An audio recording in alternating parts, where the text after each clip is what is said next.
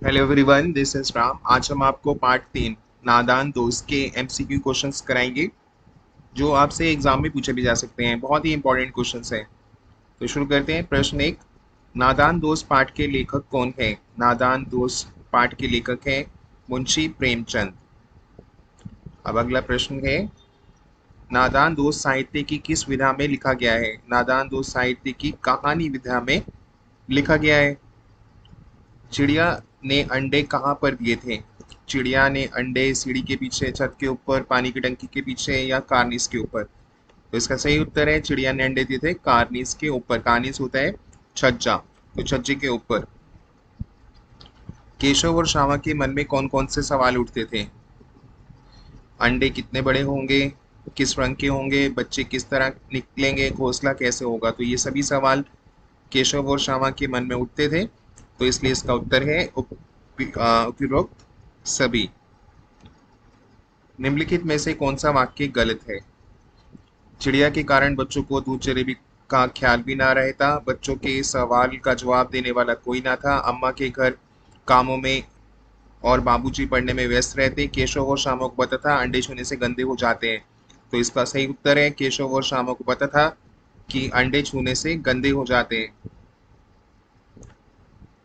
तो ये सवाल, ये जो प्रश्न इसमें पूछा गया था, निम्नलिखित में से कौन सा वाक्य गलत है? तो इसमें आपको केशव और श्यामा को पता था कि अंडे छूने से गंदे हो जाते हैं, तो ये वाक्य गलत है।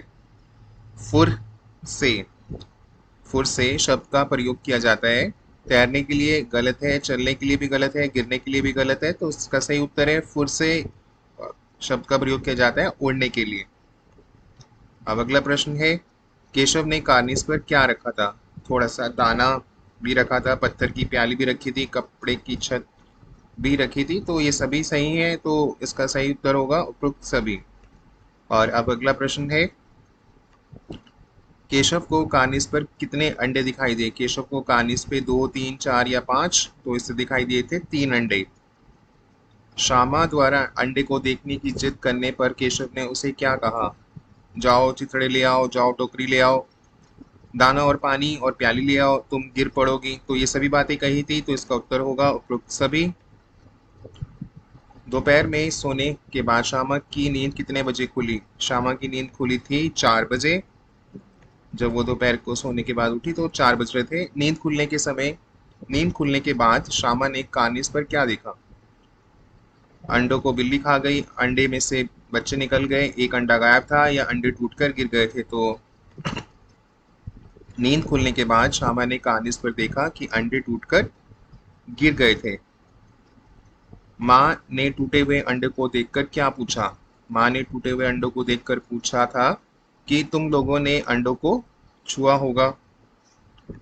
और अब अगला प्रश्न है, चिड़िया के अंडे छूने से क्या होता है? चिड़िया के अंडे छूने से अंडे जो हैं वो गंदे हो जाते हैं, तो वे गंदे हो जाते हैं, इसका उत्तर है। और अब अगला प्रश्न है, अंडे सेना का क्या अर्थ है? अंडे सहने का अर्थ होता है चिड़िया का अंडे पर बैठकर उनको गर्मी देना। जो चिड़िया होती है अपने अंडों पे बैठती है, उनको सेकती है, तो गर्मी देती है उन अंडों को, तो चिड़िया को अंडे पर बैठकर उनको गर्मी देना, इसका अर्थ होता है। इस पाठ में किस मौसम की चर्चा की गई है? इस पाठ में बस बरसात, ठंड, बसंत या गर्मी? तो इसका सही उत्तर है गर्मी। गर्मी के मौसम की चर्चा इस पाठ में की गई है। बाहर तेज लू चल रही है, वाक्य में लू, लू का क्या अर्थ होता है? लू का अर्थ होता है गर्मी में चलने वाली गर्म हवाएं। तो बहुत तेज तेज गर्म हवाएं चलती हैं, तो उसे बोला जाता है लू। पाठ में कौन से मुहावरे का प्रयोग किया गया है? पर पाठ में जो मुहावरा प्रयोग किया गया है वो है फीकी बिल्ली बनना। हिमाकत शब्द का क्या अर्थ होता है? हिमाकत शब्द का अर्थ होता है हिम्मत, हिमाकत, उपाय। तो इसका सही उत्तर है उपाय। और अब अगला प्रश्न, श्यामा की अंडे देखने की बहुत इच्छा थी, इससे उसके किस भाव का पता चलता है?